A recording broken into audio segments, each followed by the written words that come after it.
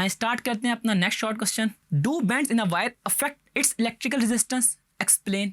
कि हमारे पास जो वायर के अंदर बेंड है वो उसकी इलेक्ट्रिकल रेजिस्टेंस को बढ़ा देता है या कम कर देता है, जो भी है, कहता है इसको एक्सप्लेन करें।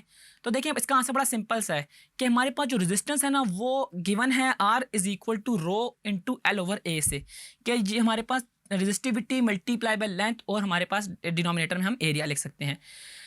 इस फार्मूला से इस चीज़ को आपको पता चल सकता है कि हमारे पास जो रेजिस्टेंस है ना वो डिपेंड कर रही होती है डायमेंशंस पे, ठीक है, यानी कि उसकी एक डायमेंशन पे उसकी लेंथ के ऊपर, और दूसरा एरिया ऑफ द वायर पे। देखिए ना, R is directly proportional to length और R is inversely proportional to area.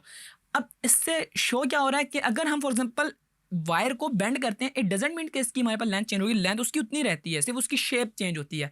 तो लेंथ के चेंज करने से हमारे पास उसकी इलेक्ट्रिकल रेजिस्टेंस पे कोई फर्क नहीं पड़ता। So bending a wire does not bring any change in its resistance. तो आपने ये फार्मूला लिखना है कि हमारे पास जो रेजिस्टिविटी और रेजिस्टेंस का कम्बिनेशन है वो, और उससे बता देना कि हमारे पास जो रेजिस्टेंस है वो बिल्कुल भी डिपेंड नहीं कर रही होती है कि अगर हम उस वायर की शेप को चेंज कर दें।